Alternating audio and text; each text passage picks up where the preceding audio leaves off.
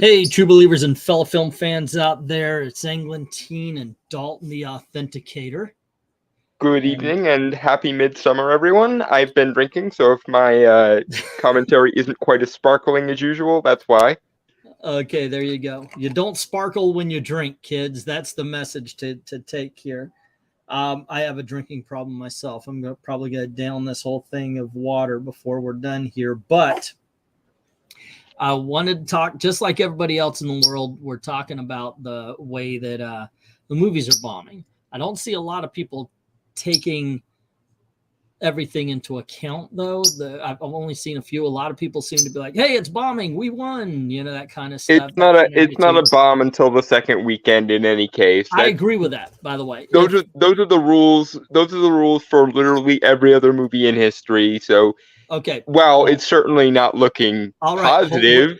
We're going to get into that, but the thing is we had the Flash and the Elementals come out, and both of them underperformed. Now, you're right. If next week the Flash, it made what, 55, 56 million here? Hold up. Don't answer that. I've got it right here. Yes, it's $55 million. Something like that. And Elementals 29.5. Now, if next week the Flash drops 20%, okay. It's not necessarily a bomb. The Greatest Showman, by the way, did something like that. If the legs are there, this one can go. That being said, hold on, let me finish and then I'm going to invite you into the conversation. That being said, Elementals made 29 million. So based on box office numbers, even if it did 4 times its opening weekend, it's a bomb. Both films, and this is one thing we're going to talk about that I have not seen a lot of people discuss, is the Flash worldwide has not actually done all that bad. It definitely underperformed considering what it was and who was in it and all the kind of... It made less than Black Adam, which is nice. It made 136 worldwide. That's not a horrible opening. Unfortunately, the budget was so astronomical that this thing really needs to overperform, and it's not showing that. But if it does have a small drop off, it has a chance. But we have to talk about other things, and one of the things I wanted to talk about was this is not just 2 flops here. This is not just 2 movies this summer that are doing poorly. Mostly it's because box office. By the way, we're also on the Disney Channel, and we're going to be talking about Elementals in a little bit. But one thing you have to understand is this isn't the first flop of the year for Disney. Disney is not doing very well. Ant-Man underperformed. Last year, Strange World bombed. And Little Mermaid. Yeah, that was a whole year ago. And Little Mermaid, by the way, for all the money underperforming at the very least. All the money it has made, it's still $100 million under cost. The budget on this movie was so astronomical. And it's the same with The Flash and the same with Elementals. They've let these budgets balloon to the point where I don't believe they're making, or at least these movies weren't made for, I'm going to say it, the modern audience. And by that, I don't mean we got the diversity inclusion audience. I mean, the way that people are watching movies today might not support the huge box office. Look at the biggest hit of the summer, not of the year. That's Super Mario so far. But the biggest movie this summer, I believe, is going to overtake Mario. Guardians. Nope. The biggest, well, yes. Guardians so far has brought in the most money. It is not going to be the most profitable. Guardians also had a huge budget. It's right now, I think it's like $15 or $16 million profit. So congratulations, Guardians, you're a hit. Not a big hit yet. We'll see how it goes, from here. I mean, it has the lowest drops in the entire top 10, and it has got legs, for 7 weeks. And that's what allowed it. I think the movie that's going to end up being the biggest of the summer is Spider-Man Into the Spider-Verse. And it's going to be the most profitable. Its budget was only $100 million. Yeah, and it's coming up on probably 600 to 700 by the end of its run. So, yeah, it's not going to do poorly. I think that by the end, Super Mario's is still going to retain the #1 spot. I don't see anything. Couldn't have happened to a nicer movie, by the way. But, it's a fun film. I'm not a Super Mario fan. I thought the games were okay at most. But the thing is we were trained. There's things that needs to happen here, but we were trained to watch movies different now. So right now, this is the state of the summer movies. And I'm going to only talk about the tent poles, because in all honesty, during the summertime, there's like 10 movies a week that are released. Well, let's be straight up with it. Let's be straight up with it. The tent poles are the ones that matter. Let's not beat around the bush. Well, that's what I was getting to. There's about 10 movies a week released. Either nowadays, of course, you also have streaming, much less the independent films and so forth. So we start out. Guardians is doing okay. One of the biggest movies of the summer, and by that I mean it has made bank around the world, is Fast X. But Fast X, when you add in all the production cost, it made nothing domestically. It is it's at like it would cost somewhere near $400 million production. And it's still in the hole. And then you add on the advertisements and so forth.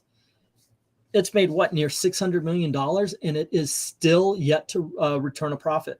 It has to make, I think, 800 in order to actually be considered profitable, and in order to be comparable to its fellow Fast and Furious movies, it almost necessarily has to crack $1 billion to actually be considered healthy. The one thing that I think is funny about Fast X is Fast X and Little Mermaid come out at the same time, and they have mirror images of each other's box office performance.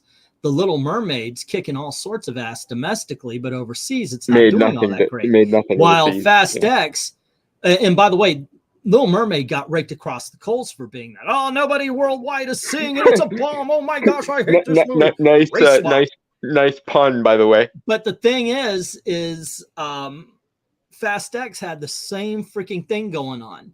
While the world embraced it, America's like, yeah, it's been there, done that. I got the T-shirt, dude. No, what are you doing for me lately? You know, and so nobody saw it, but nobody's giving Fast X the business the way that they gave Little Mermaid, while it is following the same trajectory, but with even higher budgetary concerns.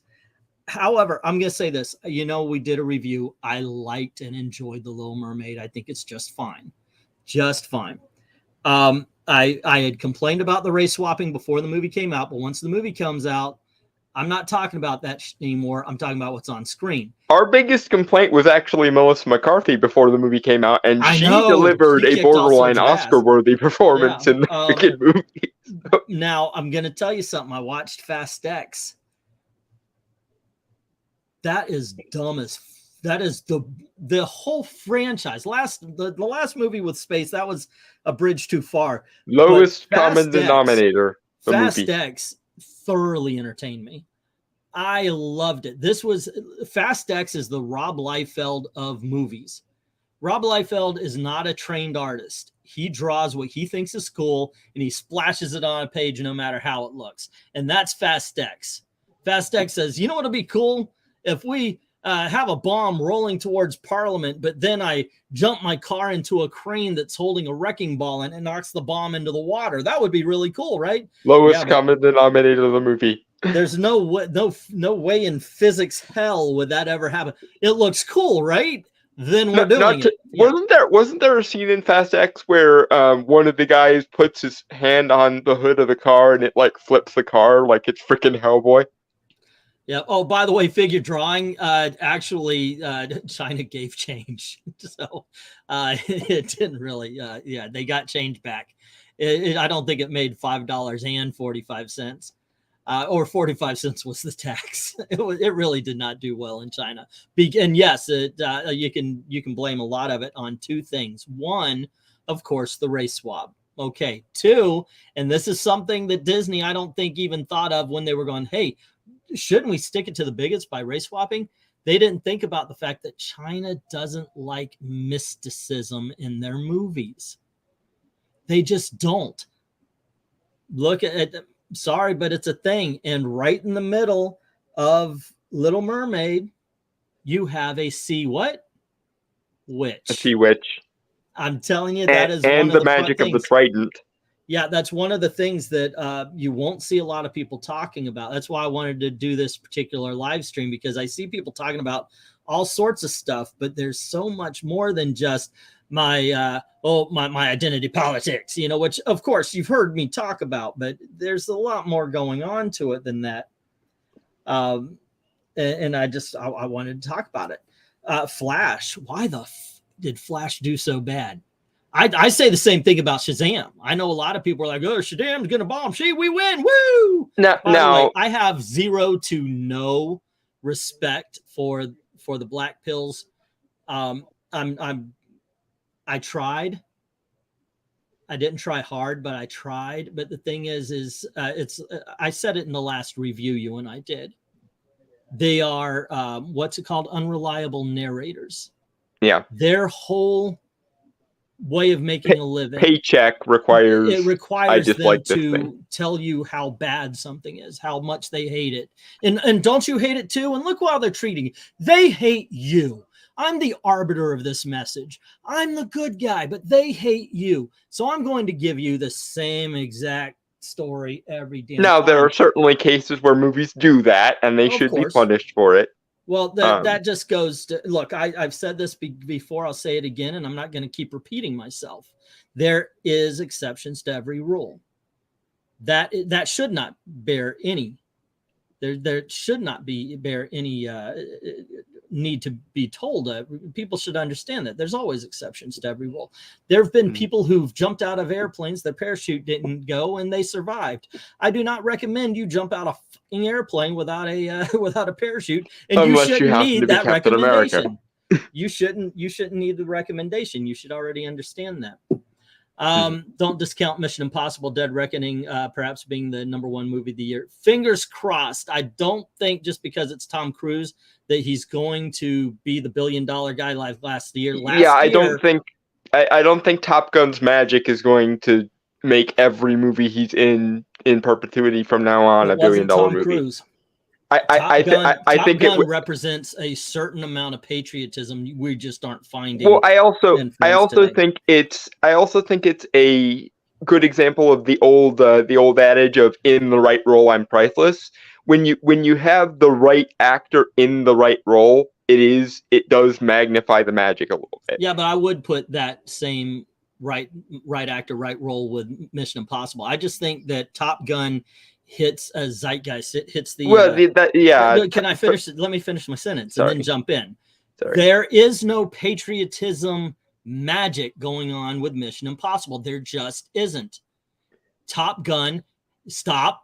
Let me finish. Top Gun has a sense of patriotism that his other films don't, that people grabbed onto. You were saying Super Mario Brothers was going to grab that same, and I was trying to tell you it wasn't. Now Super Mario's is out. I don't think Mission Impossible's got the same thing going.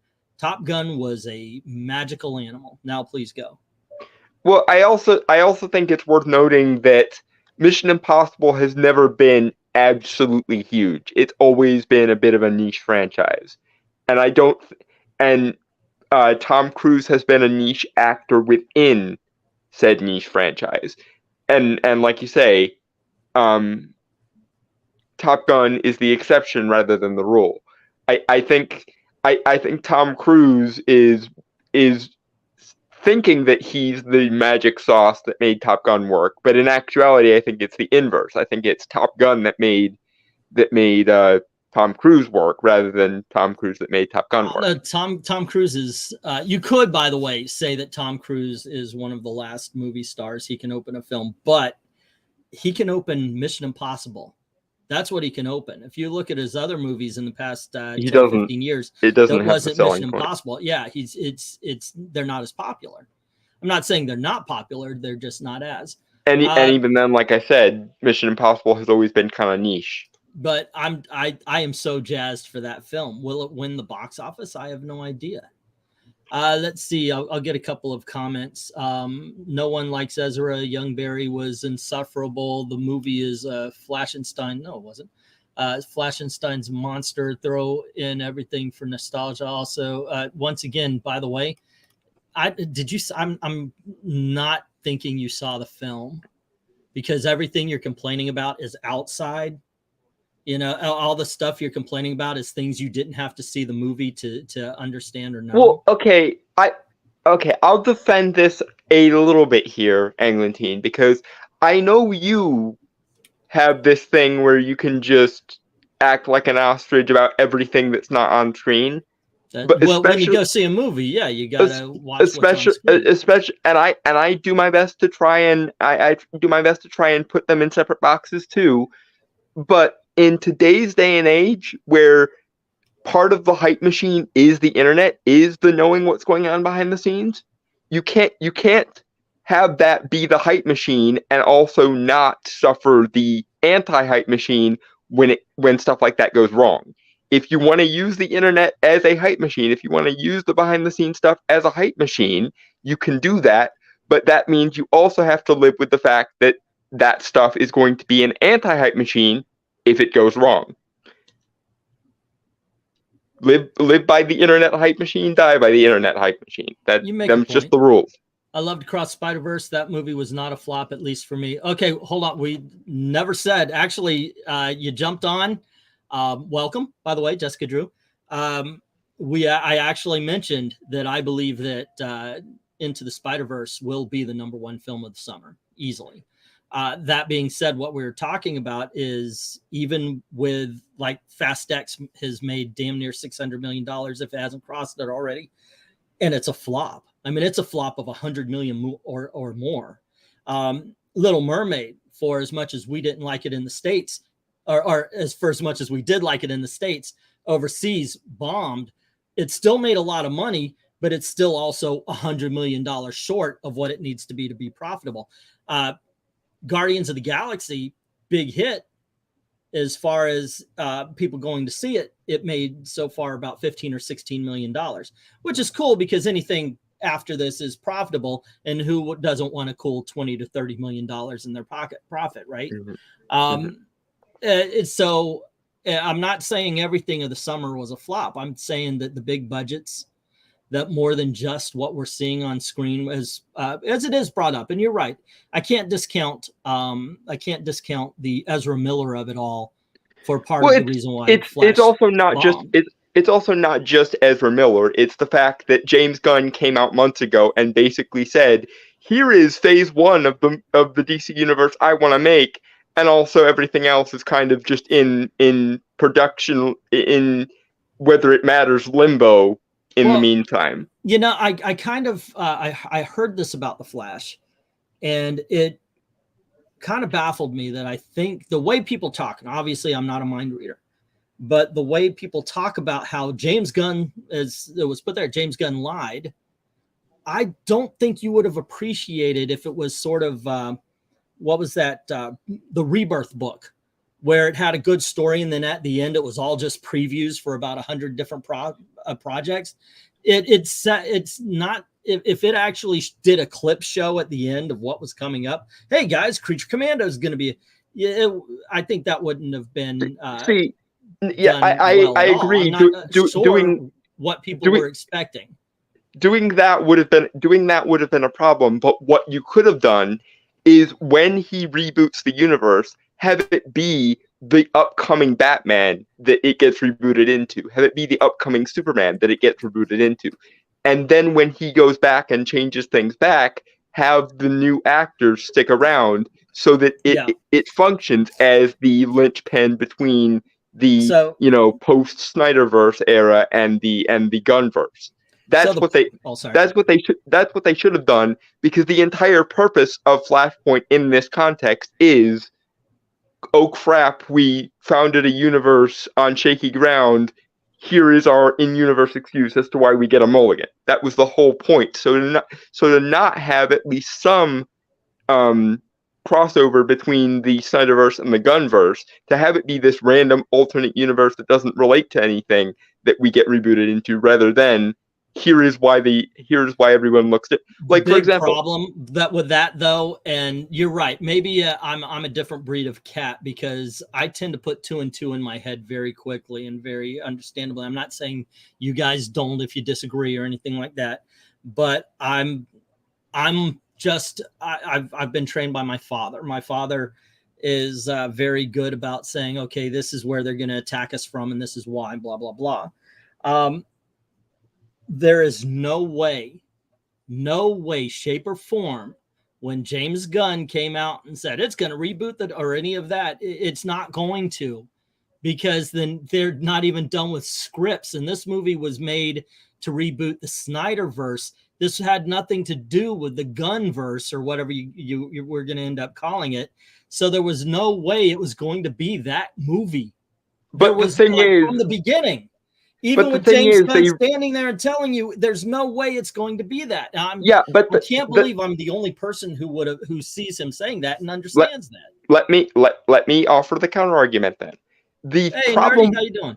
The problem with your logic there is they reshot it at least 5 times, specifically to alter it based on what the orthodoxy of DC was or what they wanted the orthodoxy of DC to be at the time. And again, the entire purpose of Flashpoint and why they made this movie was, here is our reboot mulligan. So if you're going to sell the movie on this is our reboot mulligan, and you don't then use the dozens of reshoots you're doing anyway to actually have it tie in, you basically have it function as, instead of the linchpin between the Snyderverse and the Gunverse or any other iterations of the Snyderverse that it could have been, because originally it was supposed to lead with Keaton staying as Batman, then Batman Beyond's Batgirl, and then Black Adam brings Cavill back in. That was originally going to be, that was the most recent iteration of the plan, and then the Gunverse happened before the announcement of James Gunn. Yeah, but my point is they already have an established precedent of, we're reshooting so that this falls in line with whatever we want the continuity to be. So now what you're going to have is people confused as to why Batman is not George Clooney. Because he is, actually. I'm fine with that if he does. But the point being is here's, as soon as the James Gunn verse was announced, Captain Marvel, the Flash movie, the Blue Beetle film, and the Aquaman movie coming up, to me, became standalone films. And I'm okay with that because I'm 53 years old. I remember when you can have a movie not attached to everything else. If it's good on its own, it's good on its own. I don't need Flash to be tied in. Right, but they were selling it on interconnectivity. When the James Gunn universe was announced, I know for a fact they can't go and they can attach something they don't even have a script written for to a freaking other movie. None of the scripts are finished. So Blue Beetle is not going to be, no matter who comes out and says, oh, well, it's going to be a part of it. No, it isn't. Unless it's done retro, it's not going to be a part of anything.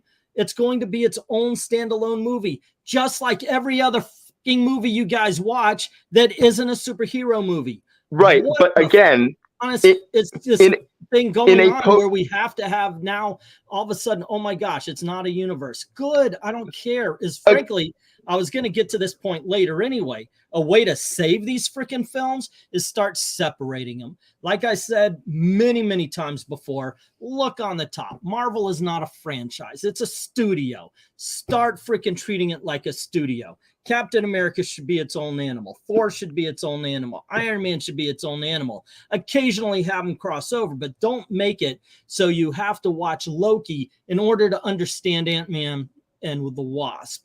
It is not working anymore.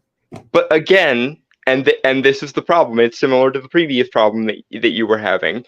If you sell something on interconnectivity, you can't all of a sudden go, well, it's not working, so we're just going to un-interconnect things.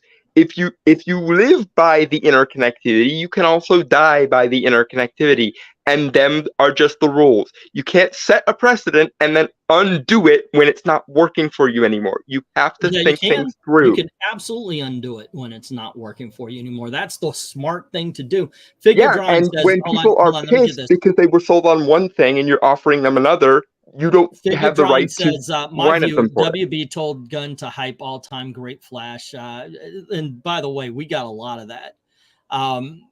Look, once again, I grew up reading comics. I've read Stan Lee. This is the best comic books, or this is the best writing since Bill Shakespeare put pen to paper. So you're telling me that Terry and the Pirates is better than Romeo and Juliet, right? Right, Stan? No, he's being over. I take that kind of stuff with a grain of salt. When somebody comes out and says it's the best ever, okay, you would not think that I would be this cynical, but I am, considering that when we do our reviews, I'm the guy that likes everything. But I don't believe the hype anymore. I don't watch anything on Disney Plus. That's too bad, because there's a lot of good classics. I rewatched a film recently. It's been like the third time I've watched it since I got Disney Plus. It's called The Adventures of Bullwhip Griffin. Just a joy to watch. What's his name from the Planet of the Apes, the original, is in it. Roddy McDowall. It is just a lot of fun. I watched stuff like that. I watched Freaky Friday, the original, recently, the Apple Dumpling Gang. I found a copy of Johnny Tremaine. These things are so much fun. I wish they would bring that. Anyway, back on topic, because there is something I want to say. We're actually off topic, by the way. I want to talk more about the movie Bombs and such. I don't want to argue the Flash again. We did an hour and a half already. Well, the Flash is one of the big bombs, though. But my point, and it relates somewhat to the James Gunn, hyping Flash into oblivion thing. I consider that to be just a symptom of a larger problem, which is Warner Brothers, DC Studios does not know how to do PR to save their freaking lives. They will not ever read a room. We're on the same page. Okay, so here's my experience. I think Universal got over it, but Universal and Warner Brothers, when I was working as a projectionist, we were down here. We're near Disney, and we were a big theater at the time. So we would have premieres. We would have people come in and do all sorts of either premieres, or I got to show a 1984 print of Terminator that was torn the fuck up. I mean, it was really bad, and I was supposed to fix it to make it watchable. That it became splice tape all the way down. It was so bad. But what was I talking about? But every chance I saw Warner Brothers could take, they shot themselves in the foot. Yep. How they didn't fuck up Harry Potter it's amazing to me. It's because they gave J.K. Rowling a crap ton of creative control. Yeah, that's probably it, because otherwise it would be, who would be good for Dumbledore? The guy who's hot right now. We should put the guy who's hot right now as Dumbledore. That's Jack Black. Jack Black is hot. Jack Black, that's right. He would make it. Yeah. I will say, I think Warner Brothers did miss at least one trick when Richard Harris died, not getting Ian McKellen, who famously played Gandalf and Magneto, to play Dumbledore. That would have been amazing casting. I wonder if he would have done it. Okay, so let's see. I know I'm making enemies here. If you're born from interconnectivity, you die by interconnectivity. Yes, but people will be pissed. Yeah, I will bet you money if they start making superhero films that are singular films that maybe might connect with other films in its franchise, but it's not connected to everything else. I bet you people would not care if the movies are good. I will bet you money. Serious, I have none, but I would still bet it. I prefer owning classics on DVD and Blu-ray. By the way, abso-freaking-lutely go that route. I actually do. I have seen an article or two about how physical media is making a comeback because of all the bullshit that's going on. Like, oh, we got to cancel Gone with the Wind, and we just took a bad word out of French Connection. freaking film won an Oscar, dudes. No, Yeah, don't do that. every year, like a third of my Christmas list, it's just movie and TV show box sets because I need the physical media. Ash is saying that he fell asleep during Mandalorian. I'm trying to watch it, by the way, the last season, third season. Two things. One, he's right. It's boring as shit. It's a boring season this year. And the other one was everybody was talking about how Lizzo and Jack Black freaking ruined it. No, first of all, Mandalorian was going downhill anyway, and Jack Black and Lizzo weren't in it enough to ruin shit. That being said, the show sucks so far. Mando went downhill as soon as they decided to stop trying to fix the fan service like they did in season 2 when Luke showed up. When they decided, you know, screw the fans, we're not going to cater to them anymore. That was when it went wrong. Okay, so let me reiterate a few things that I have said before, and we're going to talk about Ahsoka. We're not going to talk about Ahsoka. We're going to talk about what Ahsoka said about the fact that Elementals was a bigger flop. I don't think so, but we're going to get to it. I understand that the general audiences were sold on interconnectivity. That being said, I don't think it is impossible, nor would it be even difficult to unplug the interconnectivity. Star Wars is dead to me. I don't care what they do to it, says Rhaegar. Once again, they make something good and everybody's talking about how great it is. I'll come back. I'll go back. I want a Night Sister show. Give me a Night Sister show starring Mother Talzin, and I will forgive a lot of bullshit. As long as it's I'll good. tell you what. I've said this at the very beginning. I'm more of a Star Trekker than I am a Star Wars. I love the first 3 films of Star Wars. I absolutely do. I kind of dug that Christmas special they did in 1979. Some of the most brilliant shit I've ever seen. He said he lied. Imagine the genius behind an entire TV show, the first half hour of it being in a language with no subtitles that nobody could understand. The balls. Send your hate mail, care of Eglantine. Balls that you have to put that out. Carrie Fisher sung a Star Wars Christmas song that who could have thought she could sing mildly? I know, right? It's an amazing Christmas special. I've still been looking for it. It's wonderful. It's wonderful. Nerdy saying I'm more of a Trekkie as well. Look, Star Wars. It's out of its when I watched them, I was hyped up and I enjoyed the prequels, and I still enjoy them enough to watch through them. But this last one, I like Force Awakens, but the other 2 just failed. I've never watched any of the TV shows. Maybe those are good, but yeah, I just never was. I want to move over to what Ahsoka brought up. We talked about the Flash, but there's another big bomb this week. Elemental. And once again, it is just another one for the fire. It really is. Fast X, Little Mermaid, all bombs. They're both bombs as well. We are expecting Indiana Jones to be a bomb. I'm saying let's give it a shot. But I mean, people are still mad about Crystal Skull and they're digging themselves. That's why I don't think it's going to be the biggest thing.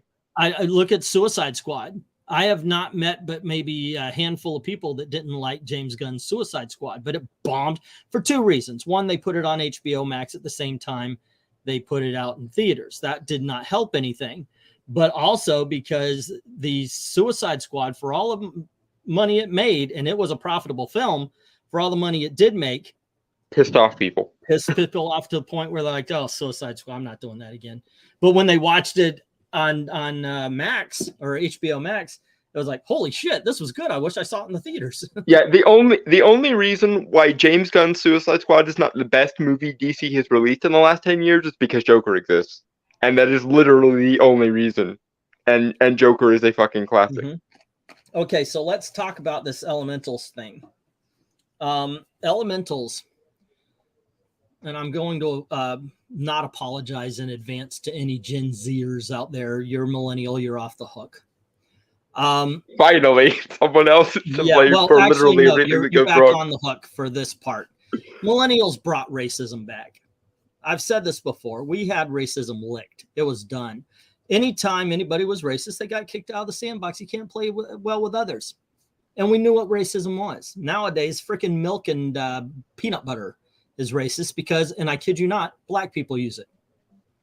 I'm sorry, wait, what? No, I'm not kidding you. Being on time is racist now. Why? Because black people aren't on time all the time. Because whiteness.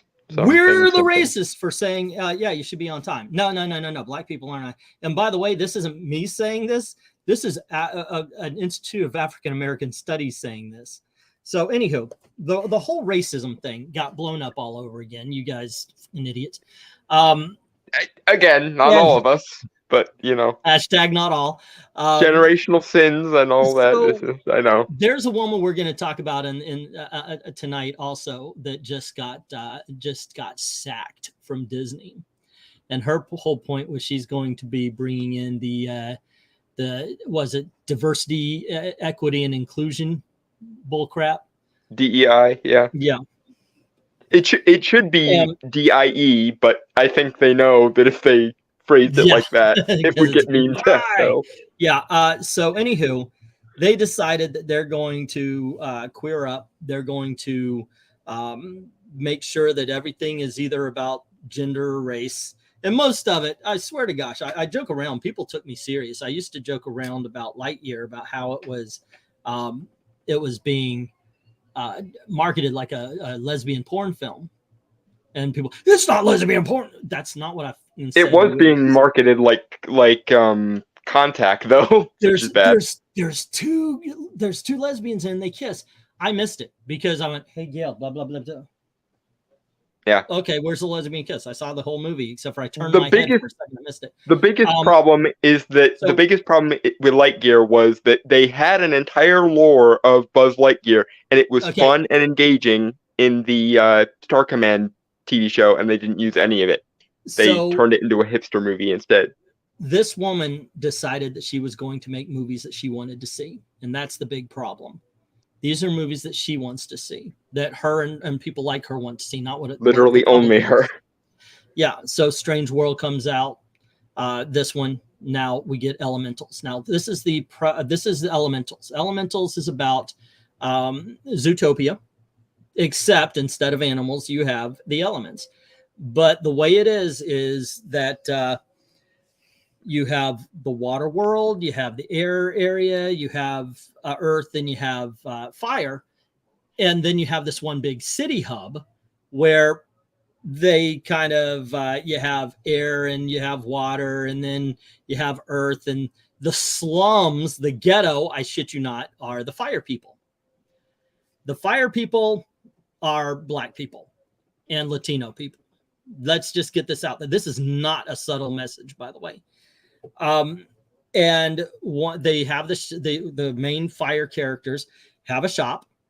The pipes are overflowing, and out comes a civil service worker, and he's going to shut down the shop.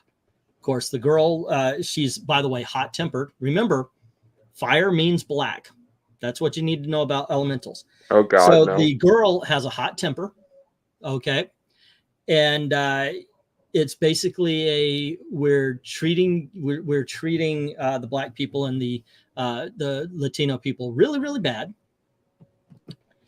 Except the fire people can kill the water people and the earth people by touching them. And the air people, because oxygen burns. Yeah. So, what's your message here again, elementals? Because if they could kill with a touch, then yes, fire people bad. I'm sorry. That's just the way it's got to be. They have to be separated from everybody else. The funny thing about Zootopia, and I'm not sure that they intended this to be the case, but based solely on the in-universe logic, the best analogy for Zootopia is a men's rights movie. Because you have one set of people who are vilified as predators because they're bigger, stronger, and more dangerous. Yeah. And one set of people who are small, frail, and to be protected. So, and the main villain was a female character. So, yeah, the best analogy for Zootopia is if you want to see it that way, it's about men's issues. and how people view men as predators by default. Right away. And then you got on Twitter, oh, I'm the first non-binary character in a Pixar. Aren't you like the 900th first? I mean, are we not over the first of this? Of the first, it reminds me of there's a movie in the 90s, bad Disney comedy, but I'm going to quote it anyway. It's called Rocket Man. And it's about this guy who accidentally ends up on a trip to Mars, which they would have noticed right away because the oxygen levels and all that kind of stuff. But when he gets on Mars with the rest of the crew, he goes, hey, look, I'm the first guy to moonwalk on Mars. I'm the first guy to skip. I'm the first guy to say this poem on Mars. And he's walking around doing that. And that's what all that reminds me of. I'm the first non-binary character in a Pixar movie. Well, I'm the first non-binary character. Yeah, they're not meaningful first anymore. Yeah. Because the 90s happened, basically. So they throw all this stuff out there. They show you the preview. They throw everything out there. They don't tell you the story, but they tell you the sexuality of characters. Okay, are they going to be banging?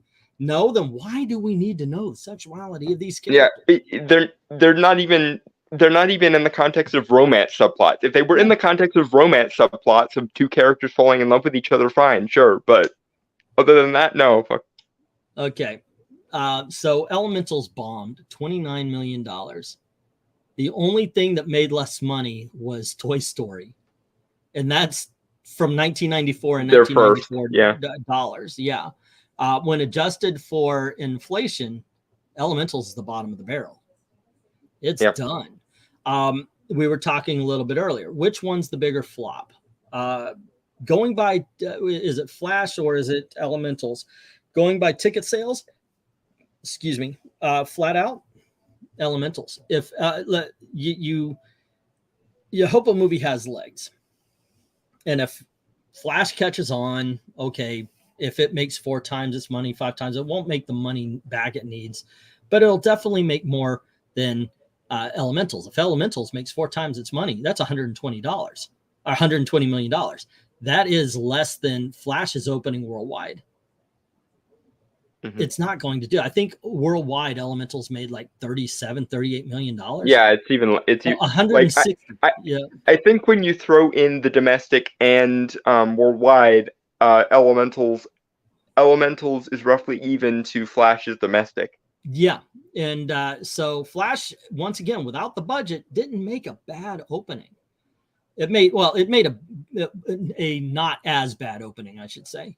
That being said, and this is why I think ultimately Elementals will do better. Flash, because the Ezra Miller of it all, had advertisers, had talk shows. Just no, we're not going to need it. No, we're not going to do that. We're not going to help you out here. We don't want to be attached to Ezra Miller or anything. And so Warner Brothers doesn't get the cushion that a lot of companies would have. Fast X, you might. Hey, toss me a Corona. Okay, boom. Now, Corona, here's $50 million. Yeah, no advertisers, no fan support, no nothing. You're not getting that with Ezra Miller. You're not getting, he's not going to be driving in a freaking car going, when I really want to go fast, I drive. He's not going to be doing any of that because nobody wants a piece of Ezra Miller. So it's not going back. You're also not really going to get the fan support because you've got the DC sucks at PR thing, and you've got the, oh, by the way, we screwed over Henry Cavill for this. Enjoy Supergirl randomly. That being said, Elementals is going to have the Disney push, and it's going to have the toys, and it's going to have the McDonald's, and it's going to have it's going to have its advertisers. So probably won't amount to much, mind you, but sure. Yeah, but looking at ticket sales, Elementals is going to be the biggest bomb. But looking at overall everything that a studio might get, budgets, reputation, etc. Yeah, Elementals might actually pull out of this. It'll be a box office bomb for sure, but it might not actually be a huge money loser as much as the Flash is for Warner Brothers. And here's the other thing going for Elementals. Elementals is a very quiet movie. There's no big fan backlash against Elementals. It's just the movie looked boring, and so we're not going to see it. Well, whereas the Flash is the the Flash is the greatest thing that happened to Elementals, because it's the one that everybody's talking. It's like say you're an American president and somebody comes up with a lot of evidence that you've been accepting money from foreign countries. Okay. And then an ex-president shows off a whole bunch of files that he shouldn't even have in his possession to his friends, and he's recorded saying that. Now nobody will talk about how you being the president and accepting money from foreign nations and so forth and so on. Nobody's talking about that. They're talking about see also the difference between the Hunter Biden indictment and the Trump indictment. Nobody's talking anything about that. Could happen though. Could happen. Now here's the thing. What to do? What would you do? What happens? Do you think it's gonna to come out? Are we going to actually have more bombs? I honestly, I want to see Indiana Jones. I want to like it, because frankly, I don't give a how much money Flash makes beyond I want all of them to make money so I continue to get my superhero movies. We're going to see less, I think. But I want to like Indiana Jones, but I have a feeling that Kingdom of Crystal Skull lopped off one of the legs. It is going to be hopping into the box office, and it might be crawling by the time. And that even assumes that it's good in and of itself, which I'm skeptical. Personally, I don't give a how much money it makes, because that doesn't affect me. It's like take Black Widow for example here. When it came out, everybody's like, "Oh, wrong time! It should have been coming out." Which I was always thinking, yeah, but it's out now. So what do you think of the movie? Don't tell me you hate it because it should have been out 5 years ago. That's also COVID thing I've ever heard. Fair. But tell me what's on screen. Which, by the way, we had, I don't know if it was you and me or somebody, and I had a review thing, and I did not like that movie. I did not like the Black Widow at all. But the thing is right now, the movie's been out for a couple of years. If you want to watch the franchise MCU, you just put that thing between, what would it be, Guardians and Captain America Winter Soldier or something like that, and where it fits. Or no, it fits before in, what is it, the War, Infinity War. It goes I think it's in between Civil War and Infinity War. I think is where it goes in there. So now that it's been out for a while, if the only fucking problem you had with it was that it was 5 years too late, well, guess what? Put it in there. Watch it in order. Up about it. Yeah. You should love it now.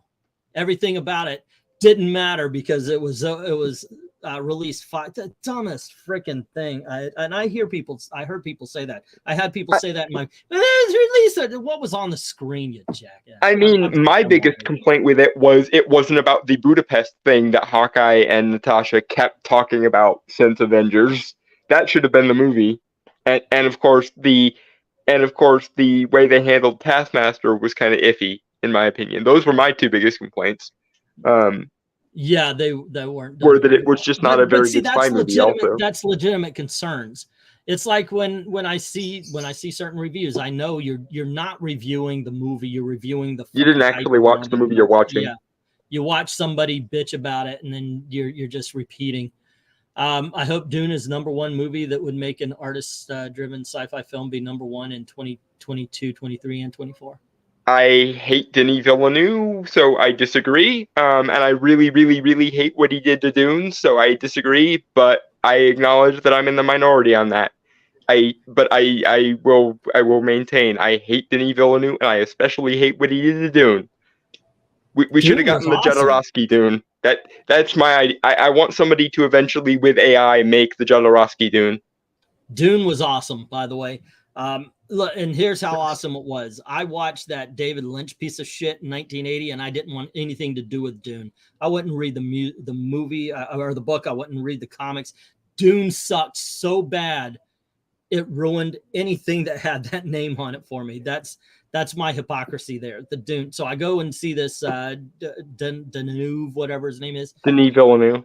And I'm thinking, okay, I'm gonna try it. I fucking hate Dune. I hate Dune with a passion. I hate Dune more than I hate Doctor Who. And I'm watching this thing, this beautiful freaking movie. You're wrong on both counts, but never mind. This beautiful movie just shows right before me. I mean, how do you make sand look that great? It was just so gorgeous. I love the Dune film. See, I'm on the exact opposite. I'm on the exact opposite train. I love the book and the book franchise, and I actually really enjoy David Lynch's version. And I'm sitting there going, this is a movie about metaphysical space acid. Why is it so dull?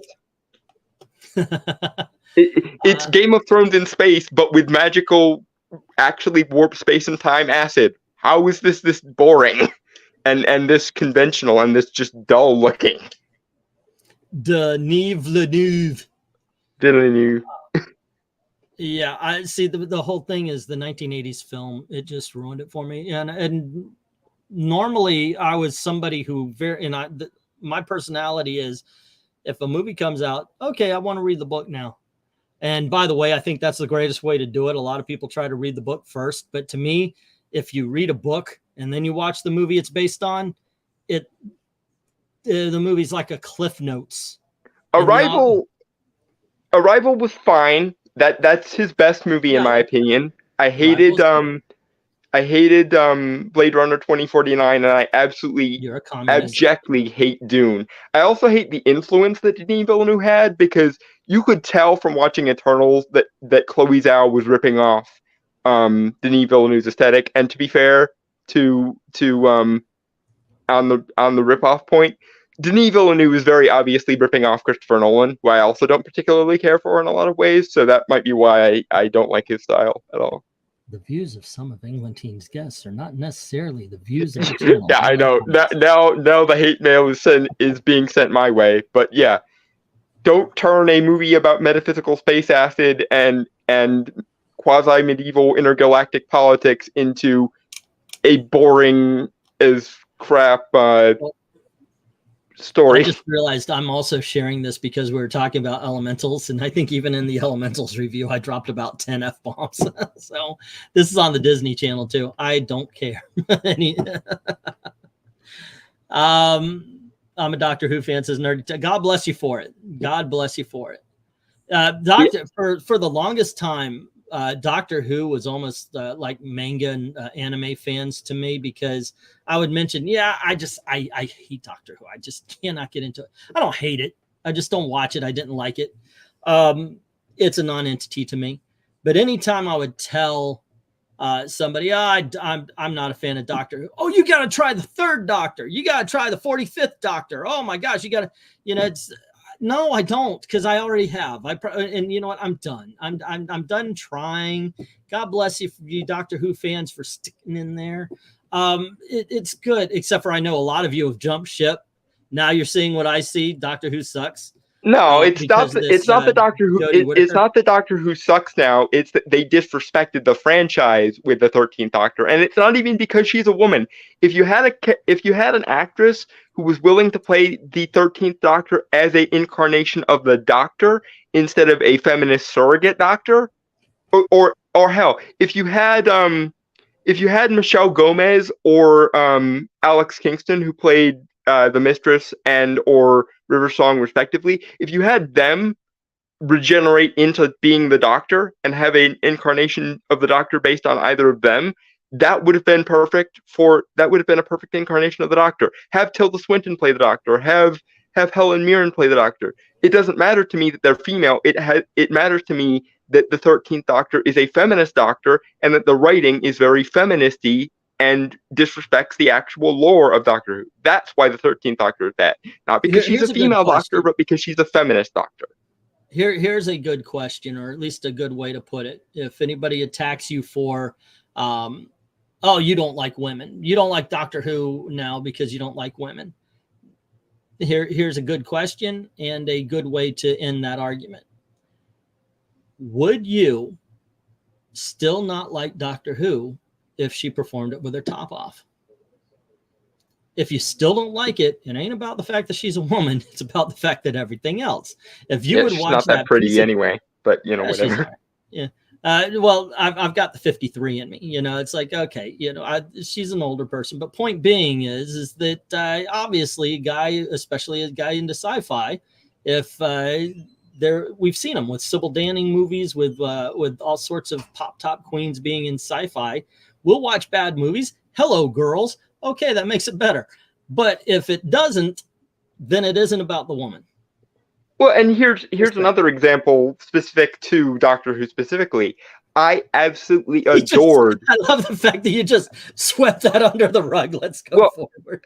Well, here's another example in Doctor Who of when a female incarnation of a Time Lord that was previously male worked. I absolutely hated John Sims' incarnation of the Master, the Sound of Drums Master.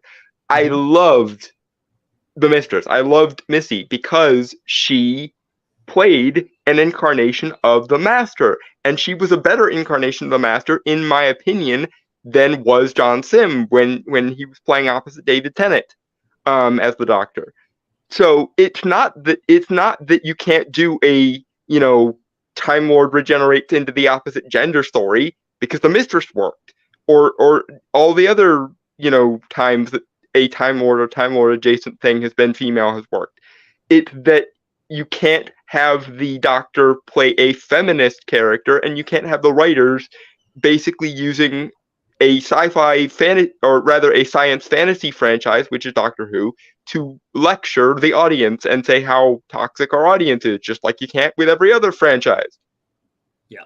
Okay, to get back to the topic, we were talking about movie bombs. We're on Doctor Who, which because I really was like, okay, so how do we fix this?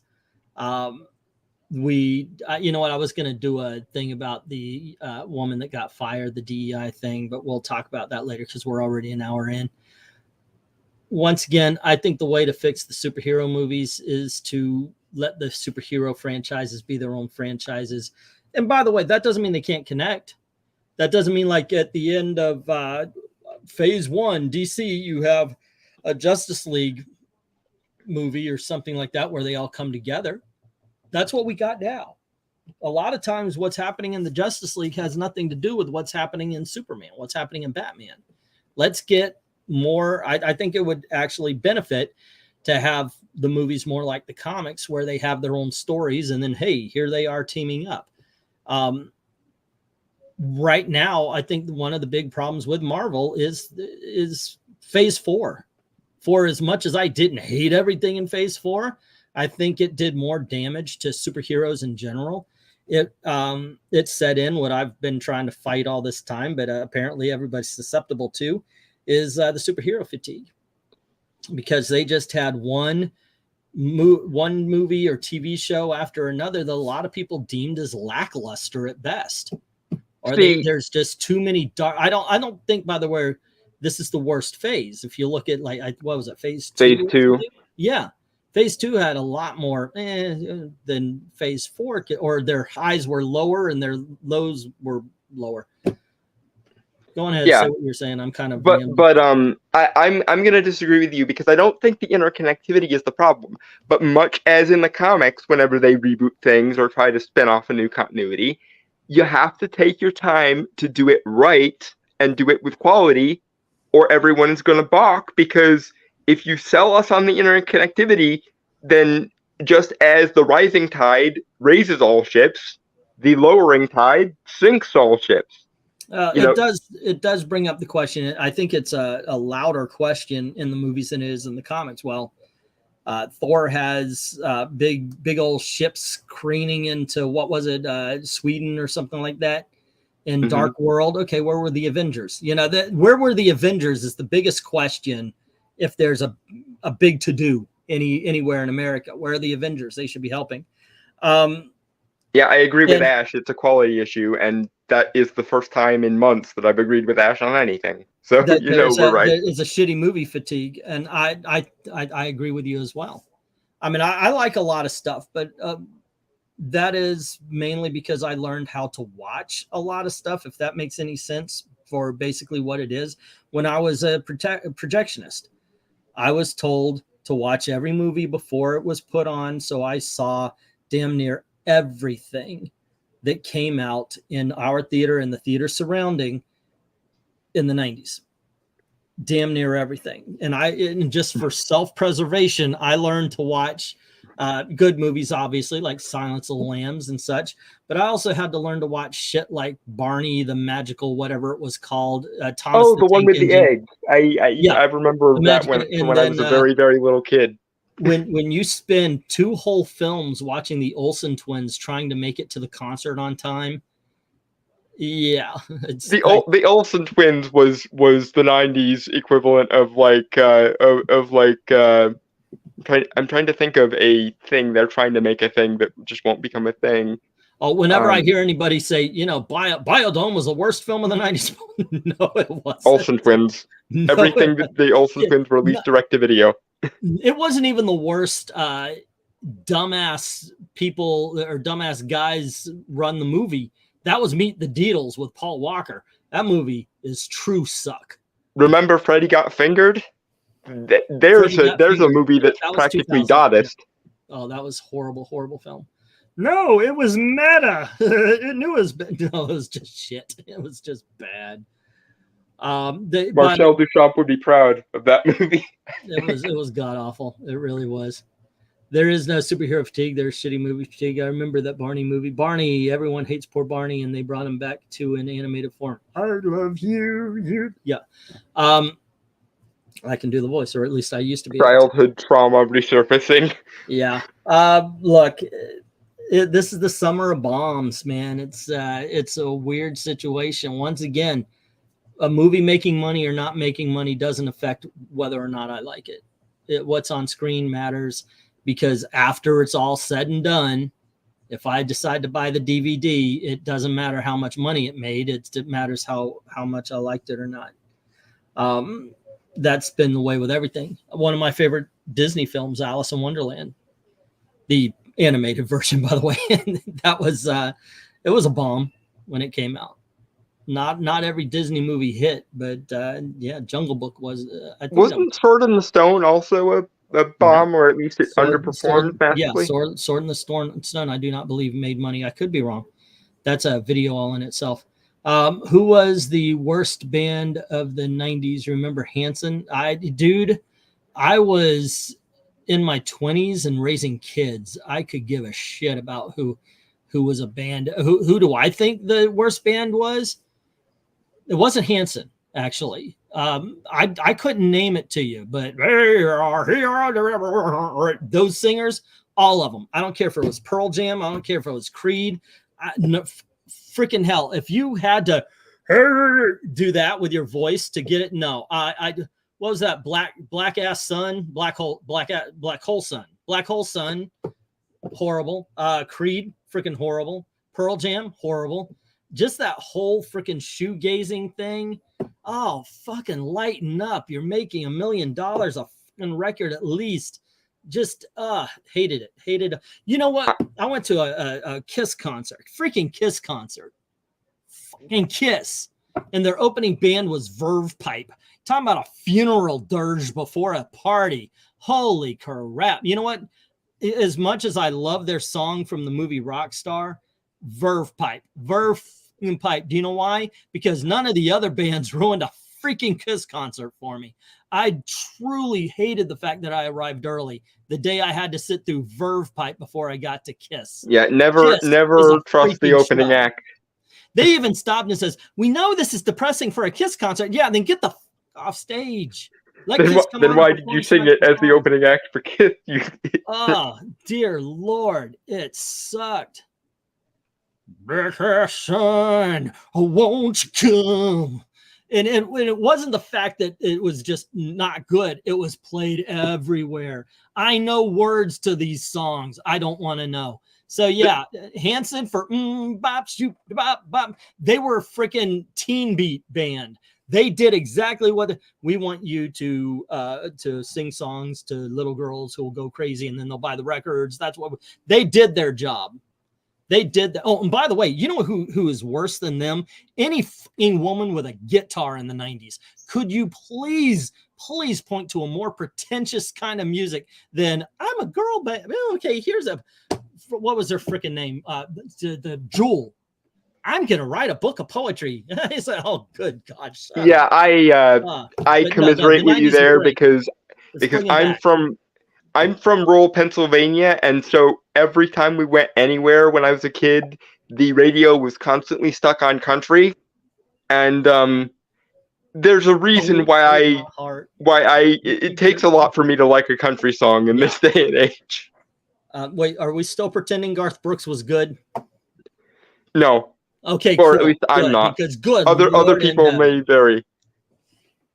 Yeah, look, there were some decent country artists. There, let me see. Was there any decent rock?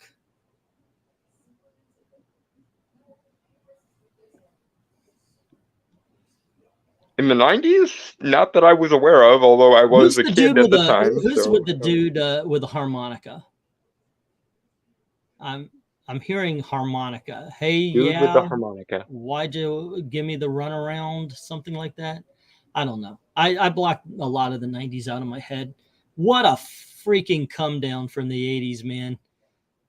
And the 80s were come down from the 70s. So what you gonna do? Yeah, I grew up in the 90s and early 2000s, and I agree with you. Our generation did not produce a song worth a damn, except for maybe Arthurlia Voltaire. Him I like. He can stay. Everyone else can leave. Not come out in the night. Black Hole Sun is great. What if you think so, man? It's all on you, man. Yeah, I agree with you, Rhaegar. We need to start a childhood trauma group for everyone who was exposed to that stupid purple dinosaur as children. Childhood trauma. We had to watch it with you. Do you know how many this happened? This is what happens when you're a parent of a kid who watches Barney. Okay, you want to put on a tape? Sure. What do you want? Okay, we'll put on Barney a fun day in the park or whatever it was called. Again? You want to watch it again? You've watched this 100 times. You want to watch this again? Okay, we'll watch it again. All right. You put the freaking movie on, you sit down, you're reading your book, and then you see your kid going and you start watching, okay. And next thing you know, you're watching Barney and your child's in the other freaking room.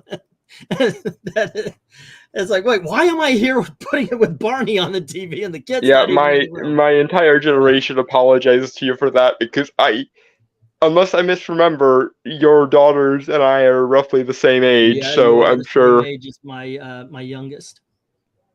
But by the way, Barney was a breath of fresh air beside the Teletubbies. The Teletubbies were the worst. They were the freaking worst of them. So, yeah, not good. Fortunately, my phase of liking any little kid shows was very, very short, and I moved up to Looney Tunes and watching a lot of stuff on Boomerang very, very quickly as a kid. So, oh wow, the son of the person who created Barney went on a killing spree after performing matricide. Yeah, and the person who was in the suit was I believe the modern term is MAP. Oh, kind of like the dude who voiced Elmo. Yeah. Speaking of childhood trauma. Kids. Yep. Hey, we haven't gotten any of that kind of crap about Captain Kangaroo. So once again, my generation rules. I watched a lot of Boomerang as a kid. I know. Yeah, Captain Kangaroo was awesome. Although you guys did have the banana splits. We have our own. We have our own because when I was young, the dude grabbed a paintbrush and taught us all about being good people, and that was Bill Cosby. My generation was raised by Bill Cosby, so yeah, that's why my wife is always sleeping. Let's see. I just did a dine at a Bank of America protest capitalism since the teen Black Hole Sun sucked. Well, it is what it is, man. Yeah, we had Fat Albert. I love that cartoon. I love it. It's got some great life lessons. One of them, however, isn't roofing your girlfriend. I remember when the movie came out. That's how I know Fat Albert. You're young. I get it. You're young. That's all you're saying. All the time. I know, but at least I do have some point of reference. No, Bob Ross paints with a brush. Bill Cosby painted the Fat Albert cartoon with a roller. It's a true story. I watched a lot of the Cosby Show reruns on Nick at Night when I was a kid. Cosby's show is great. I love well, it was. I don't know if I haven't seen it since, so I don't know if it's a product of its time or does it hold up or whatever. Yeah, I'll tell you what. As far as sitcoms go, I think the best one that holds up the best from that era is probably Golden Girls. I love Golden Girls still. Family Ties holds up. Night Court holds up. Those are some comedies that were big at the time. Home Improvement, I watched that recently and it was still good. Home Improvement was something I watched religiously as a kid just because Wilson, the neighbor, was basically who I wanted to be when I grew up. Ah, okay. As a kid. Yeah, Golden Girls still holds up. I didn't really watch the Golden Girls too much.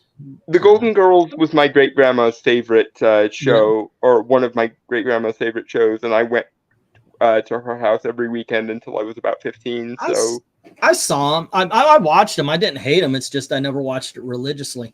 I'm a weird dude when it comes to TV because I would be like, "Holy crap! You guys got to see this this TV show. It's awesome. It's called Parker Lewis. It's canceled. Oh, damn it! Holy shit! You got to see this. Like all of this guy's emotions are in his head. You got to. Oh, it's canceled. Well, damn. Just, JP, like, curse you because now the Three's Company song is going to be in my head the rest of the day. Yeah, JP, Three's Company is a lot of fun. The 1970s Three's Company was big. I always talk about Wonder Woman and such, but there were a few. I'm trying to remember Welcome Back, Kotter is not good anymore. It's very much a product of its time. Yeah. But I watched a lot of Family Matters as a kid. It does not hold up, and I'm not sure it ever did. With Jody and what's his name? Jody and Buffy, where the kids with Mr. French and all. Oh no, you're talking that's Family Affair. You're talking about Family Matters is Urkel and Laura and Eddie and Carl. Okay. And I sort of cringe internally that I liked that show as a kid, but okay. Well, but it could be worse. I also watched the other one with Tim what's his name in it, and it was good too. The one where he's at a sporting goods shop, Tim Allen. I like that one as well. Surprisingly enough, I'm a what's his name? Paul Blart, Kevin something or other. Kevin James. Kevin James. I tend to be a Kevin James fan. He even has a TV show on Netflix called The Crew, which is entertaining. Go figure. I mean, hey, why not?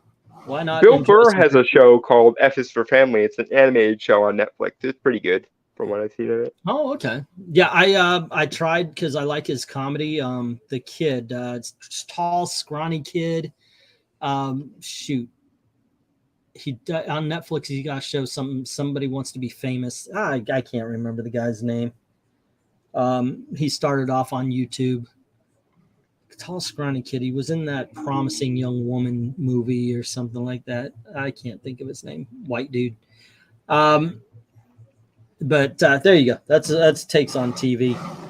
These days, if it ain't streaming, I ain't watching it for some reason. I don't watch regular TV anymore. Nobody watches terrestrial TV anymore, pretty much.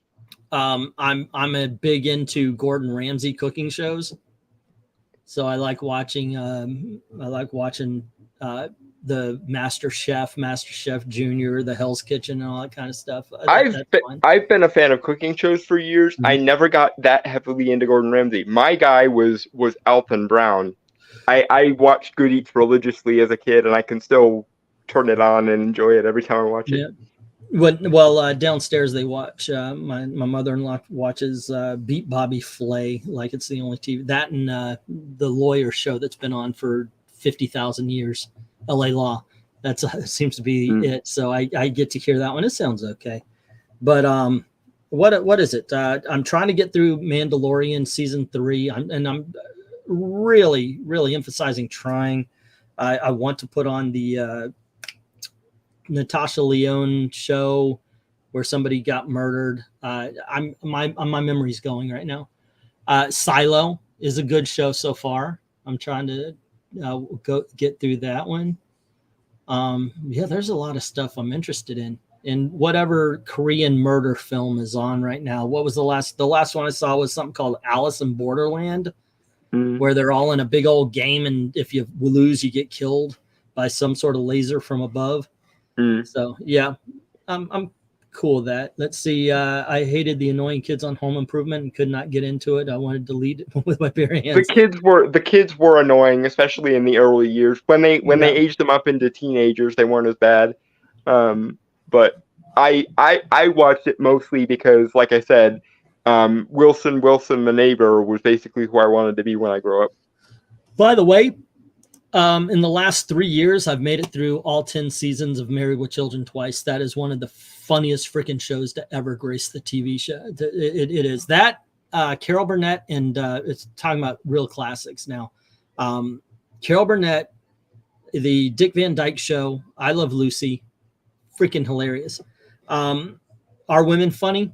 That's up to you to decide. Humor is very subjective. I think women can be funny, and I will point to I Love Lucy as a big example for it. I think Lucille Ball is absolutely one of the funniest women ever. Yeah, there's plenty of women who can be funny. They just all happen to not be feminists, as though that's that might be an indicator. The reason why I think a lot of women these days are not funny is you've got to be able to make yourself look stupid. I do that here a lot. I let myself be the butt of the joke. I'll be as dumb as you need to if it works for the show. If you guys are saying something, okay, I'll play the character, whatever. It's fine. But you have to, if you want to make the people laugh, if you want to entertain, you have to make yourself be willing to make yourself look stupid. You have to be the fall guy. And Lucy, Carol Burnett, and the likes were willing to do that. They were willing. You also have to actually be in touch with people on the ground, and I think one of the big problems with a lot of women comics these days is they are the aristocrats. And the thing is, comedy is at its best when it's making fun of those on the top of the heap.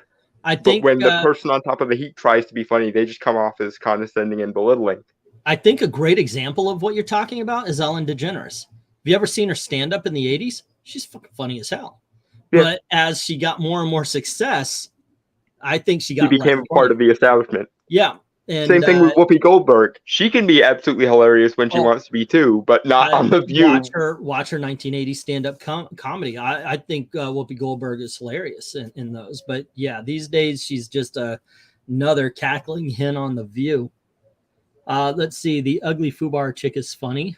I don't know who that one is, or is it just the Ugly Fubar chick in general?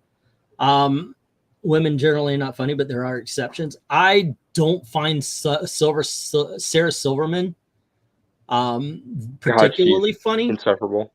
But she has one joke that made me laugh like a freaking sieve. She goes, she said, well, the other night I was going down on my boyfriend, and I just stopped and I realized I have become my mother. And I love that line. I love that joke.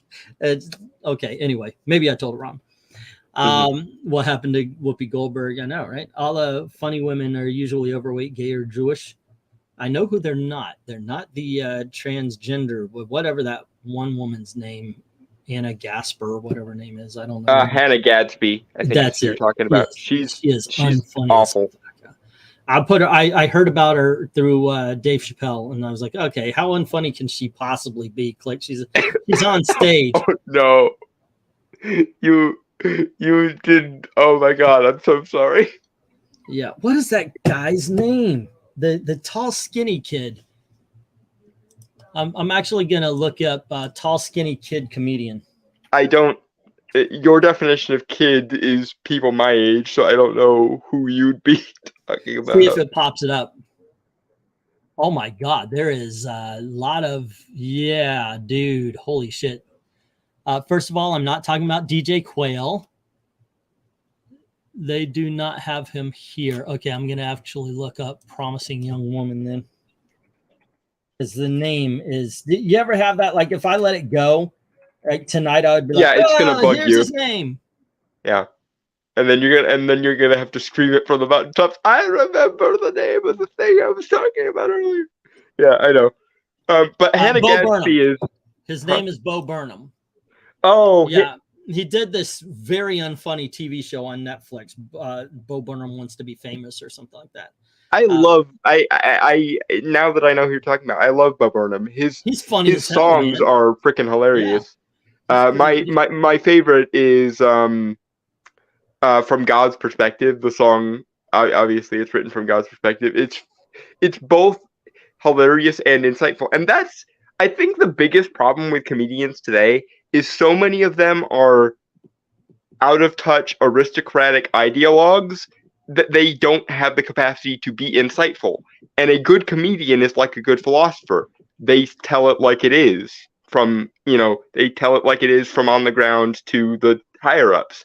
And especially so many of the female comedians, because of, intersectional feminist bullcrap, they confuse being funny and being insightful with delivering ideological sermons. And Hannah Gadsby is the perfect example. She will literally go on an entire routine about the patriarchy that doesn't exist, about the wage gap that is a perfectly organic statistical, like all these things that are only funny to rich or middle class academics or people who get their information from rich middle class academics.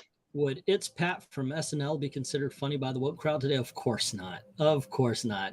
But nothing is funny, but according to the woke. Who cares about anything they have to say about anything anymore? Just like nothing is funny to the fundamentalist Christians of yesteryear. I was going to do a series of patriotic videos, like the first appearance or the first ongoing appearance of the unknown soldier. I've got these lined up, like I got the thumbnails all made and everything, and it was going to be about Pride Month because it's my way of sticking it to the morons who do Pride Month every year. And then I realized, would I be punching down because Pride Month isn't taking off this year?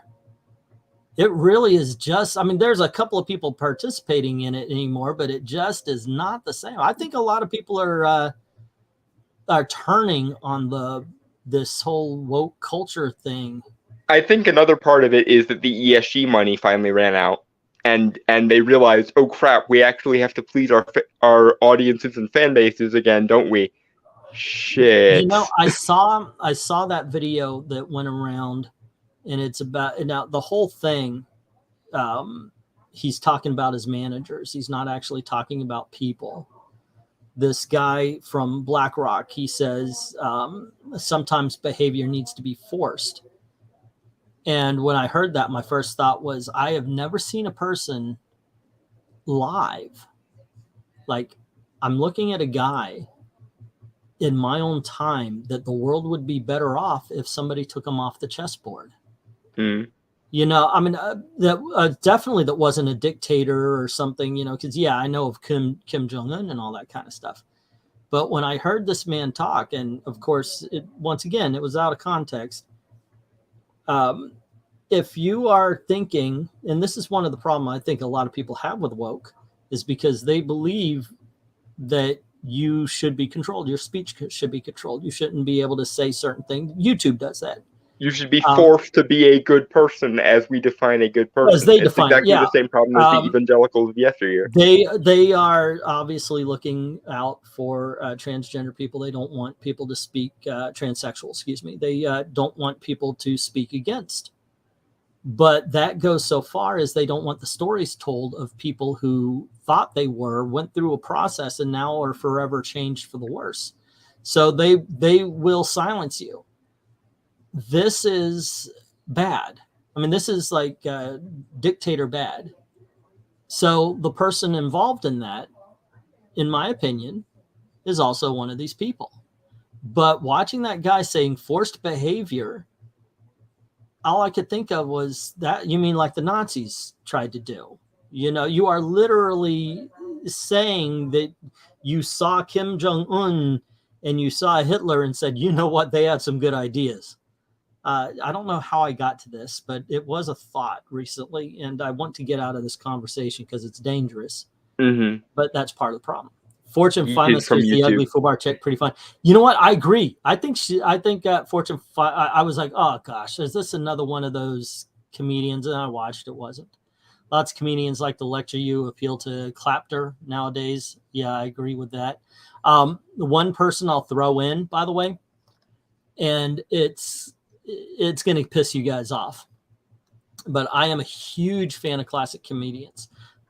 Look, Bill Cosby is a horrible human being, but to Russell, my brother, to whom I slept, for whom I slept with, is funny as fuck. It's about him and his brother. His dad tells them to go to bed, and it's about how kids who are told to go to bed don't always just go and fall asleep. You know, the shenanigans you get up to. It's funny as hell. You're not going to convince me that Bill Cosby wasn't a classic hilarious comedian. So I love these classic hilarious comedians, one of which is George Carlin. Loved it. Have all the albums. But I will tell you this. He stopped being funny about 10 years before his death. Yep. He became a grumpy old man who his albums were more about complaining than they were about. He would be perfect on YouTube. They were more about complaining than they were about being funny. And I will give you all a recommendation. I'm not going to call it homework, but trust me, you're going to want to watch it. There is a YouTuber called Dr. Randomacam, and he did a 2-part response video to George Carlin, specifically George Carlin's bit on men and George Carlin's bit on women that was late in his career.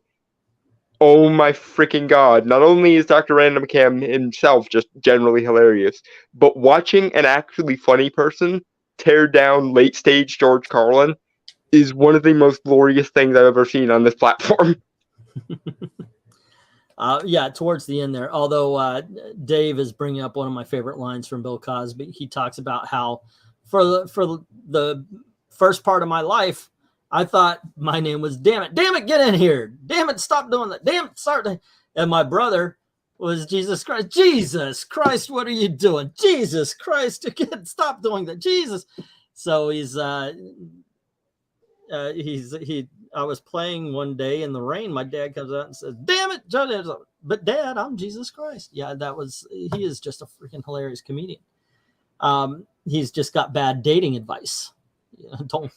Don't listen to him on that. My favorite Bill Cosby bit is the one where he's pretending to be drunk and he finds that the toilet bowl is his only friend. Every time I think about it, it just makes me die laughing. I like when I forget the name of it, but he goes to see movies, and he stays and he stays and he stays. He and his friend Weird Harold. And, he sees the Mummy, and then he sees the Wolfman, and then he sees Frankenstein, and then they realize we're the only ones in the theater. So the theater closes, and they gotta walk home, and it's just the way. Bill Cosby was a great storyteller, and that's what I think truly made his humor great, because he would go through a little story. Another one of mine is because I've been through this, was about how he brought the car home.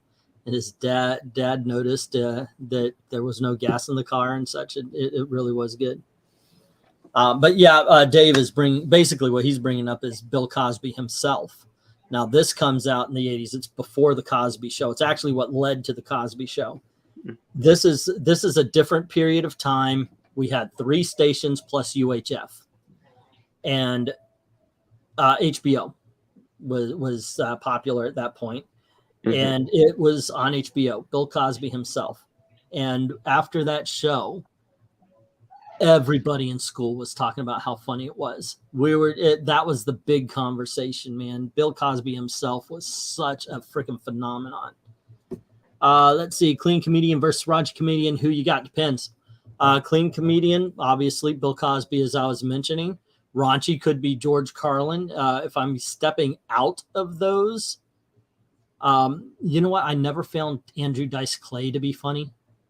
I'm not a little bit. There were some funny things, but Sam Kinison laid the track. But oh goodness gracious, Dennis Leary. I don't know if you'd count him as raunchy, but he was funny. But he's kind of stole the act from. God damn it, my memory. I'm like I've got him. he's smoking. He's actually Dennis Leary's smoking act was ripped right from him. My freaking memory. I hate the way it works. But I thought he was good. It depends on what you mean by raunchy. Do you mean by people who use swearing and don't use swearing? Or do you just mean to me, it doesn't matter whether you're clean or raunchy. It just matters if you're freaking funny. And oftentimes, whether something is funny or not just basically boils down to, is it actually an organic observation that is actually speaking to something you're not allowed to say, or is it trying to be establishment while also trying to be a comedian? Because that's the demarcation line. If you're actually speaking a truth that the powers that be don't want you to say, Bill Hicks, you can be funny. If you're not, then you will fail to be funny no matter how organically funny you are. Yeah. But clean comedians, I thought Jerry Seinfeld he's a great stand-up comedian. Seinfeld is still one of the greatest sitcoms ever made. When he had this joke, I remember I couldn't stop laughing when I was a kid, where he's talking about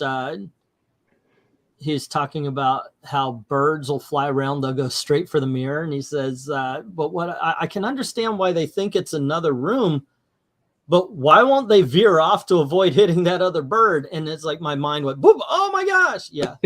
that is a good point. And to be fair, I've caught my cats staring into mirrors like it's another cat, but they will go. I remember the day I caught my youngest cat, my little yellow tabby, figuring out how mirrors work, because he spends like half an hour staring at himself, his reflection in the mirror, and then he goes around behind the mirror and looks and goes, "Where's the other cat? His body should be still here." And I think that was the moment when my cat realized, oh, mirrors are a thing. It was very, very cute. Stephen Wright ends me. He is so freaking funny. My favorite joke of his is when he says, I took my girlfriend out and her father tells me to have her back by 10:30, and I said, middle of October? Okay. Or yeah, no, 10:50. I fucked up the joke. Day before Halloween. Yeah. It says 10:15, middle of October. Okay. But yeah, I like those kind of things. They're the one-liners. One of my favorite bits is Bill Burr's famous "How Men Argue versus How Women Argue" bit. Bill Burr is probably the tops these days for just flat out funny. The only remaining decent comedian. I didn't like his last special though, because he has wrong politics. Like literally, he's wrong, and he's wrong about the facts, but he spews his politics. Oh, he pulled the lecturing maneuver. Yeah. Jim Jeffries is the same way for me. I used to find him a little bit funny, especially when he was talking about, especially when he was kind of making fun of Christianity. He hit the establishment phase hard, though.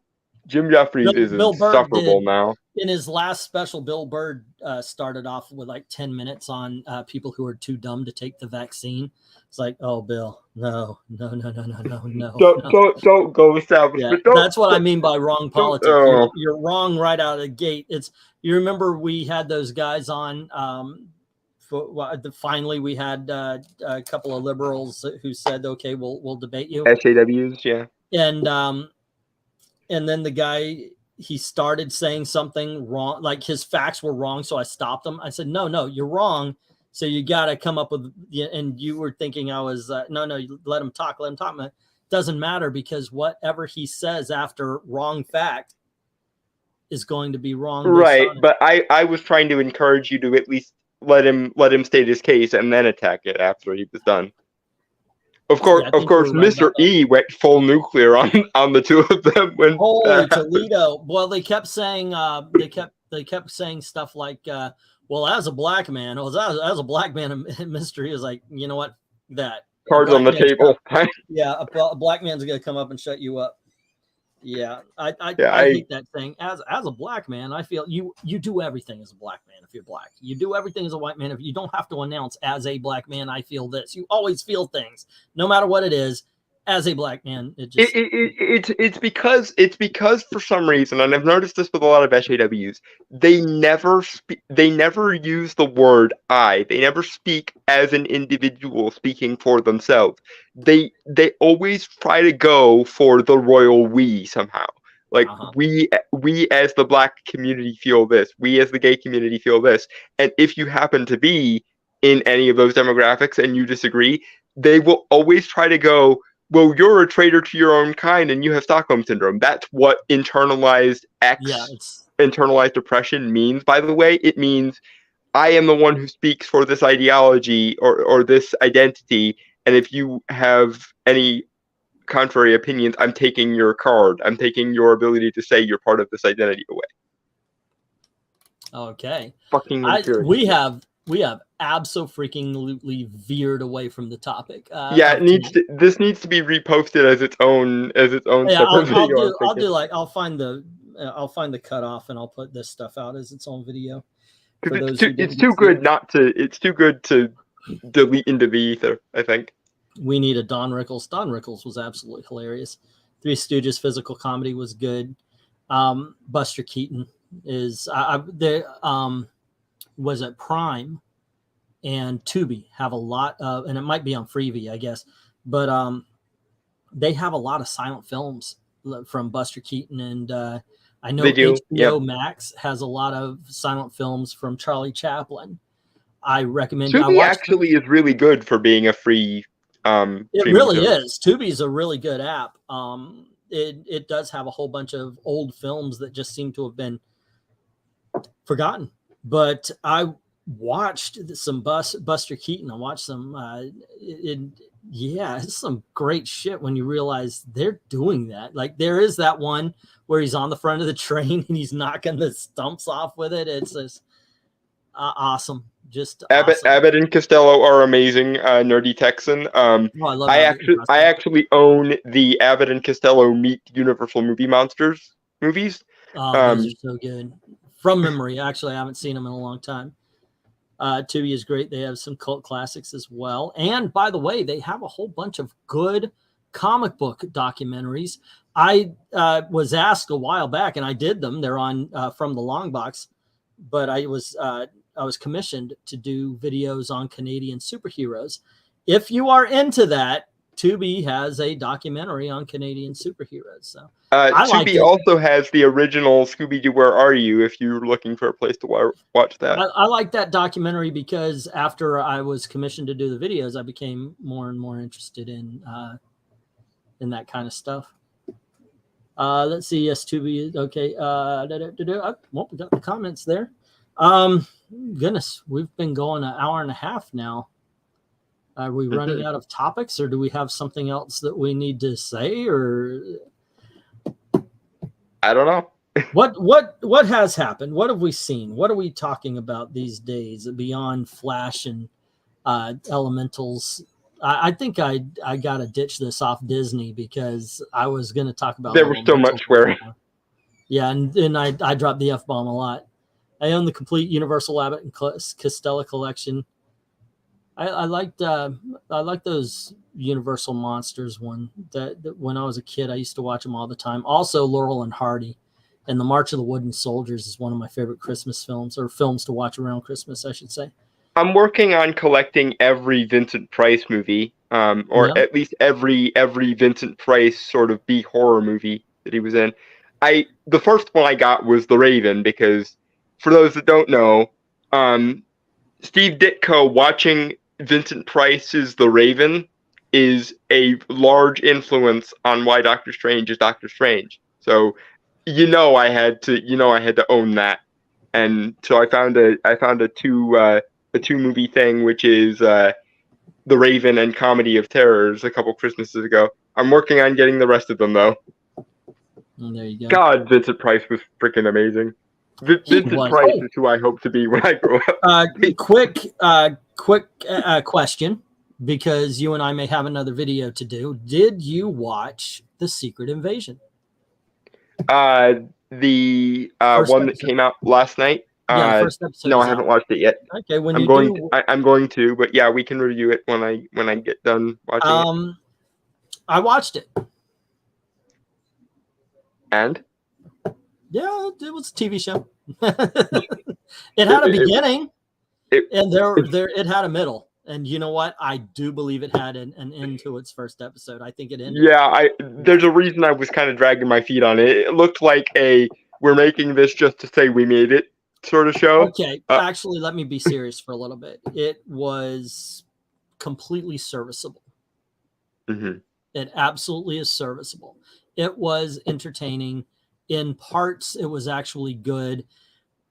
They need to ask themselves, and they should have asked themselves a long time ago, since it's already done. They should have made this a spy thriller. It's Nick Fury.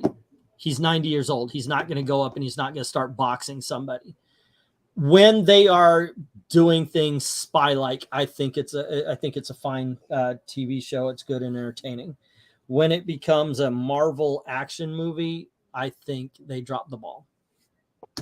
The intrigue is more important than the action and the violence, in my opinion. I'm mostly interested in how they spin Secret Invasion, because I really hate Secret Invasion, the storyline. So I'm interested to see if they can fix Secret Invasion as a concept. I doubt it, though. Okay, so Dick Sargent York is starting up a little conversation asking, will Mission Impossible flop? Obviously, just asking an opinion. I don't know for sure. The trailer looks good, and I'll go see it in theater, so will I. I think obviously Mission Impossible has built up a certain fan base, and even though they aren't connected, no, they all seem like they're connected, and yet they each have their own individual stories. Mm-hmm. So there might be a good size of the audience who usually go to the movies for this that will go see this. It's a weird year, though. Franchises seem not to be doing as well as they used to. And by that, I mean like big established franchises. Obviously, some people think the MCU is a franchise, so they're getting a little bit testy and tired on it. Well, it's a quality issue, I think. Again, that's not to say that everything that they've been doing is bad, but it is very obvious that whatever a lot of these franchises have been doing appeal to a very minor, a very niche audience, and that's all fine and good. But I'm not willing to throw away the superhero genre. And you can look. We have 2 successes, and we have 3 failures so far. Yeah. Okay. We have, and by that we have the failures being Shazam, Ant-Man, and the Flash. And seriously, only 2 of those are quantifiable flops. You could say that a lot of people wanted to see Ant-Man.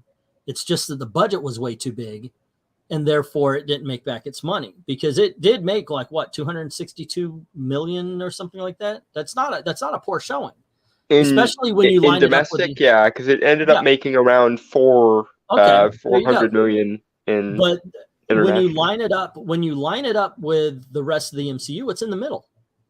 It's in the middle of the pack. It's not at the bottom. It's in the middle. It's the fact of the budget. So there is an audience for the superhero movies. I think there is an audience for Mission Impossible. So will it flop? Like, is the budget way too big and it doesn't make enough money? I don't know. That seems to be the trend. But I also wonder if it's a thing of this franchise has been going on too long. Like, for example, Fast X is Fast X, as in there have been 10 of these. So that might be part of it. Of we've done this so many times, and so on and so forth, and similar things could be said about Ant-Man or the Flash or anything. It could just be we're done with this franchise now. Worldwide, that movie's made like $600 million. It's selling tickets. It might be overseas, but it's selling tickets. People want to see that. So once again, I'm pointing to the budget. The budget is the big bad guy for summer movies this year. Little Mermaid. If they had controlled the budget better, Little Mermaid would have been a hit. Go figure. Granted, I know a lot of people hated it. I enjoyed it. I thought it was entertaining.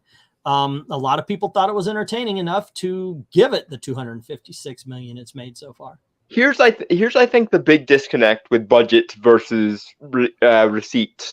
and in this year so far. You can spend the big money on something if you can convince almost everyone to show up for something. That's why things like Captain America Civil War did really well, Infinity War did really well, and so on. But if you're going to push this only some people will like it, most people will be indifferent to negative on it, then you can't treat it like people are just going to automatically show up on a whim, because people are being, especially because they have the option of streaming now, people are being more selective of, does this movie look like it's worth my time? Does this show look like it's worth my time? And if the answer is no, or I might get around to it later, they're going to watch it on streaming, or they're going to pirate it, or they're going to use some other option. If you want to use these big budgets, you have to make sure the movie is good enough that everyone, or as good as everyone, is going to want to show up. Plain and simple. Okay. Make it worth seeing in the theater, or don't bother. I've got another way that might actually help these movies. They have to start bringing back physical media.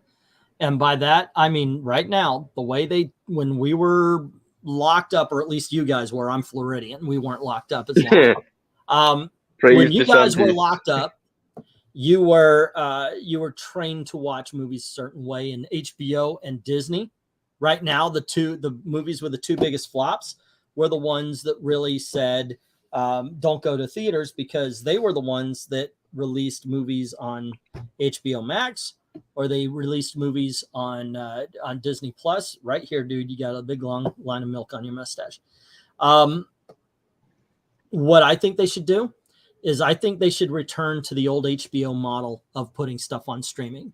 I know it's going to sound bad, because I love my streaming, and I love the fact that sometimes the movies get there really quick. But what they need to do is, instead of in a month and a half after it's out of theaters, they put it on streaming, they need to put it on DVD and Blu-ray and let people buy it. And then after it's had a good 3-month run, maybe 4-month run on DVD, then you put it on streaming. Then you put it on streaming. Make people want that Blu-ray and DVD first, so they get more money off the movie before off the actual sales. Yeah, you're still going to get your people who are like, yeah, I'll wait for it streaming. That's fine, but a lot of people are going to start picking those physical copies up. Stop making them outrageously priced and or anything, and make sure that you're saying, look, it's going to be on streaming for sure, but if you want all the extras, if you want the commentary, if you want the making ofs, I miss movie commentaries. If you want all that kind of stuff, you're going to have to get the Blu-ray. We're not putting it on streaming anymore, because I think even Disney Plus, you hit the movie, you can go to extras and you can watch the making of. Yeah, and they'll have all the bonus features on. Streaming. The last movie I bought on actual physical media was Black Adam, or current movie anyway. And then the movies will have the DVD. They'll have extra incentive to buy it. That'll add to the movie, the money that the movies make. And then maybe they'll be encouraged to make more when it's superheroes and stuff like that. But that's what I would think. Mm-hmm. Wait a second. You're using common business sense, English. How dare you?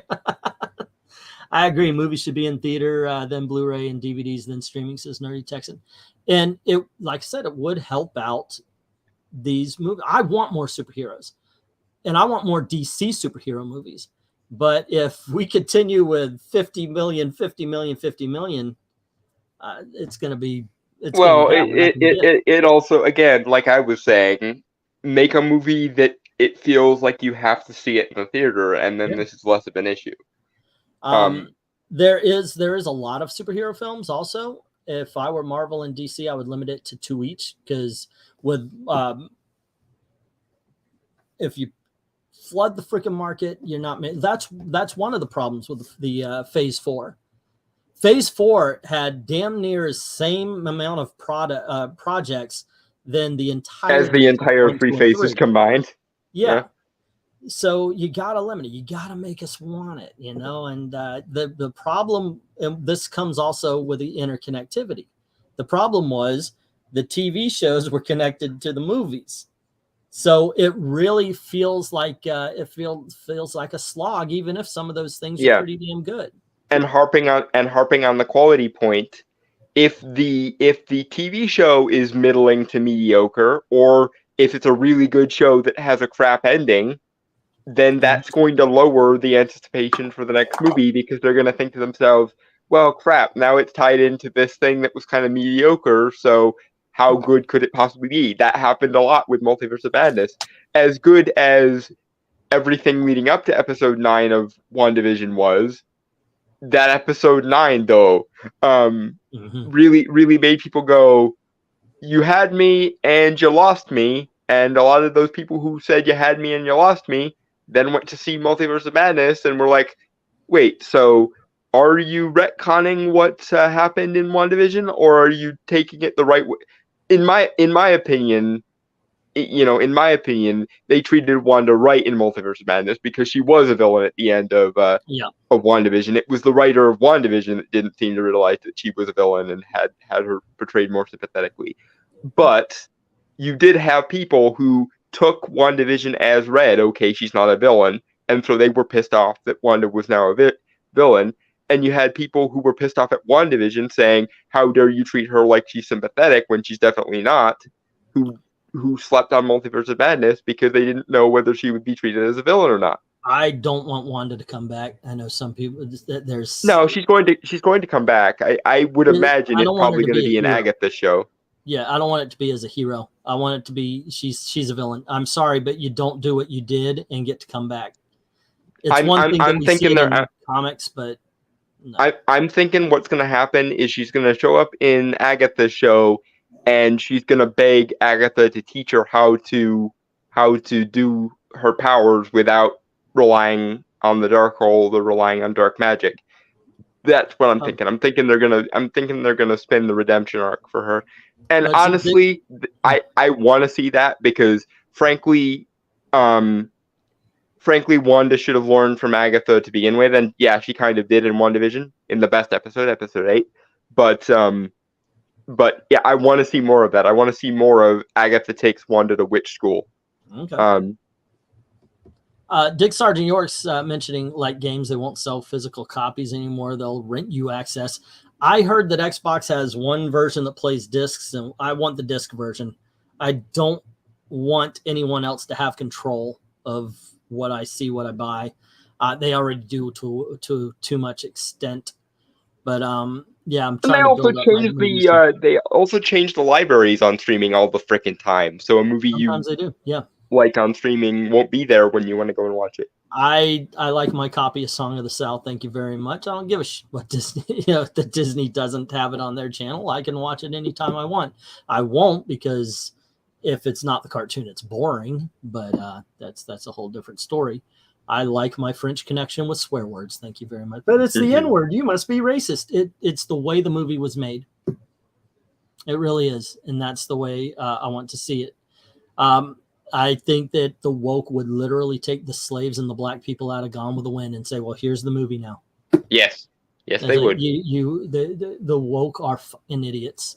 Because talking about it is the same as endorsing it, don't you know? Yeah, somehow. That's why you can't find anything but white people in the grocery store anymore on the boxes and on the Remember the extra credits video of stop making video games where you can play as Nazis because that's encouraging Nazism somehow.